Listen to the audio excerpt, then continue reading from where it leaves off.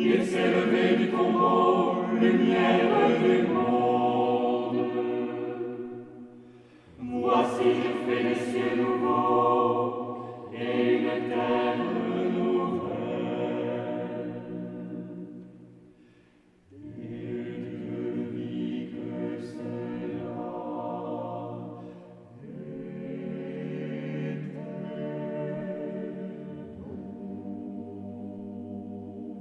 Chers amis, frères et sœurs, Ecclésiola va vous proposer une série de liturgies domestiques à vivre pendant les 3 jours saints, jeudi, vendredi, samedi et bien sûr le dimanche de Pâques, ce que nous appelons ordinairement le Triduum, 3 jours, pascal.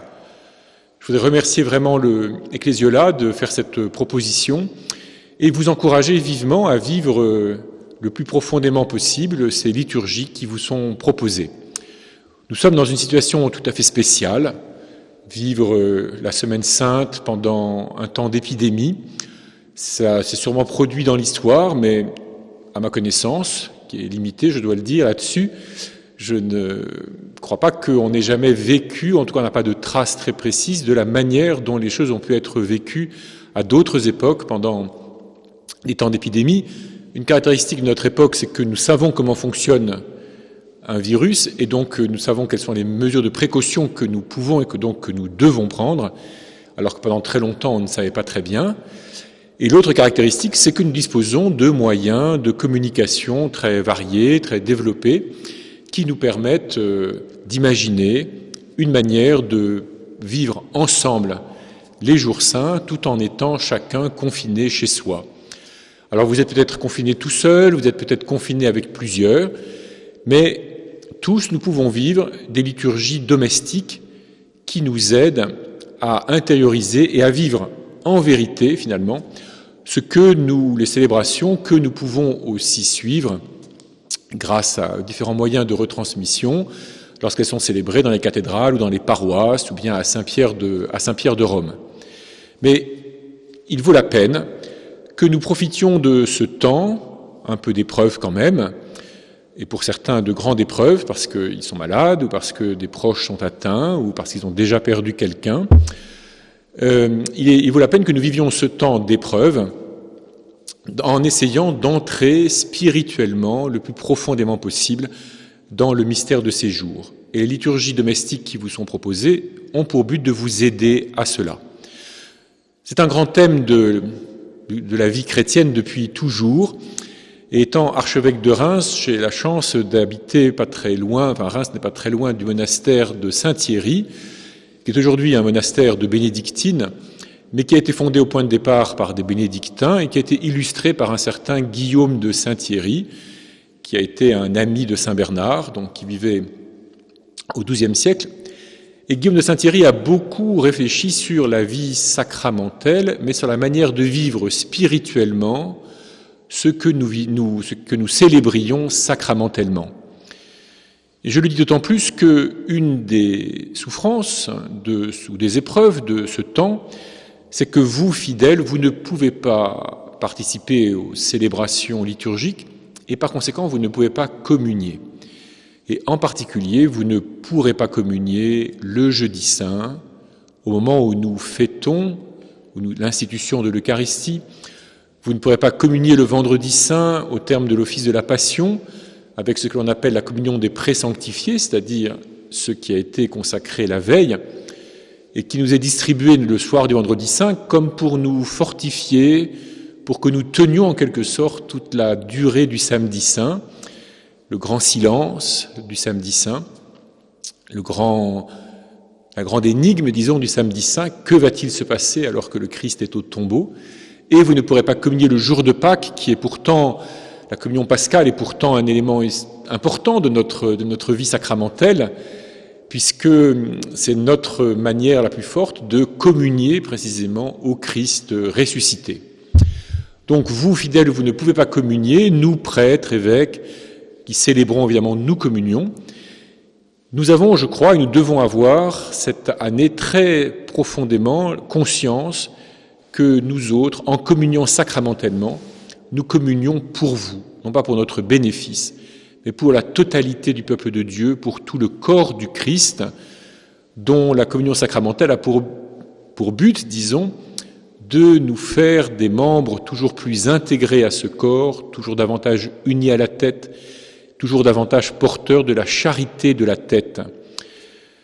Mais ce que l'on sait depuis toujours, ce que Guillaume de Saint-Thierry a bien développé, bien expliqué, bien explicité, c'est que ce que nous vivons sacramentellement, il importe que nous le vivions spirituellement. Le vivre spirituellement n'est pas le vivre moins que lorsqu'on le vit sacramentellement. Même lorsque l'on vit les liturgies sacramentellement, il est capital que nous les vivions spirituellement.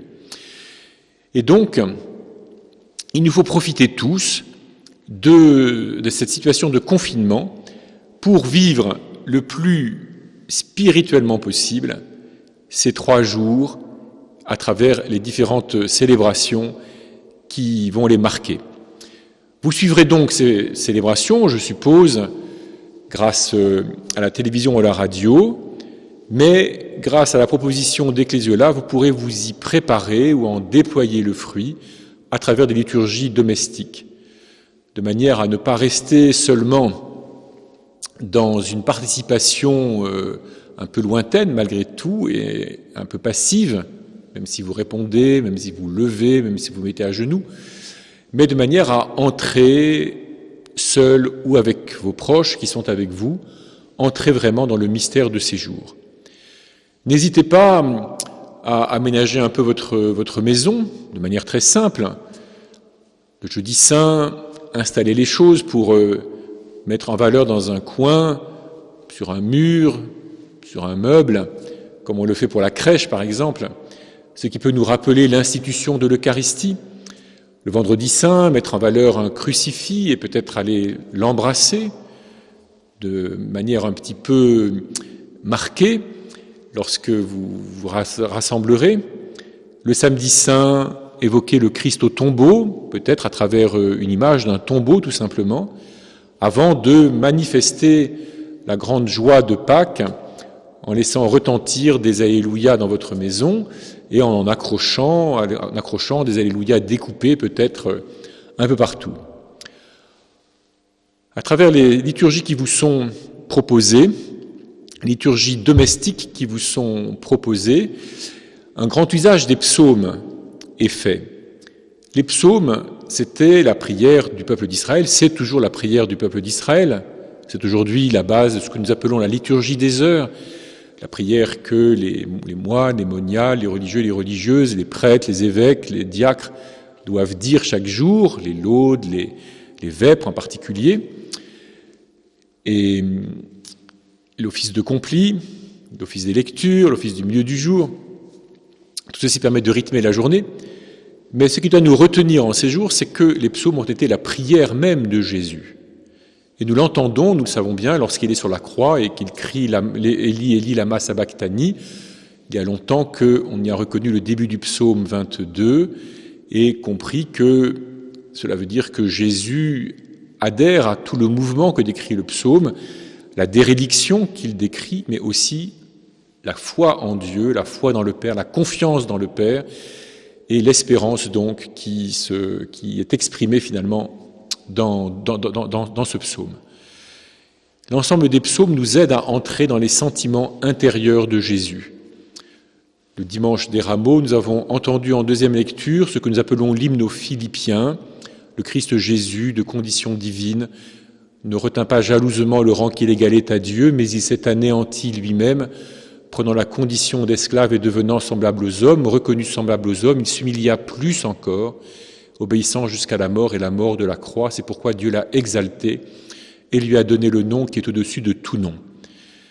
Nous avons entendu cette lecture le dimanche des Rameaux, mais dans l'Épître aux Philippiens, elle vient compléter une phrase où saint Paul nous invite à avoir les sentiments qui furent dans le Christ Jésus, lui qui, de condition divine, ne retint pas jalousement le rang qu'il égalait à Dieu. Nous sommes donc invités, avec l'aide des psaumes, à entrer dans ce qui a habité le cœur de Jésus.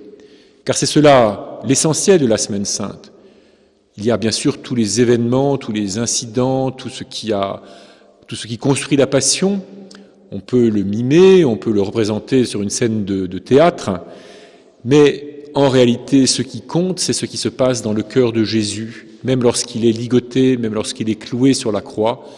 Ce qui compte, c'est son engagement à obéir au Père jusqu'au bout, lui, le Fils bien-aimé. Ce qu'il a consenti au jardin de Gethsémani et ce qu'il a anticipé dans le don de son Eucharistie. Alors, frères et sœurs, vivez bien ces jours saints, vivez spirituellement ce que vous ne pouvez pas vivre sacramentellement tout à fait, mais ayez confiance, croyez que, en le vivant spirituellement, vous vous unissez au Christ, notre tête, et lui, par la puissance de l'Esprit Saint, viendra dilater, guérir, purifier votre cœur pour que la joie pascale puisse vous habiter et pour que tous ensemble, nous puissions être, après Pâques, même dans le confinement, des témoins de sa résurrection. Oui, le Christ a vaincu la mort, oui, l'épidémie sera vaincue, oui, l'humanité n'est pas faite pour aller simplement vers la mort et le néant. Oui, même dans la mort, l'humanité peut être vivante. Les êtres humains, hommes et femmes, peuvent porter la vie. Ils peuvent être des porteurs de charité. Et c'est cela qui anticipe déjà, par la puissance du Christ ressuscité, la vie éternelle. Bon Triduum à vous, bonne liturgie domestique. Profitez de ce temps pour découvrir peut-être plus facilement d'autres dimensions de la vie chrétienne et que la joie pascale vous soit donnée à tous.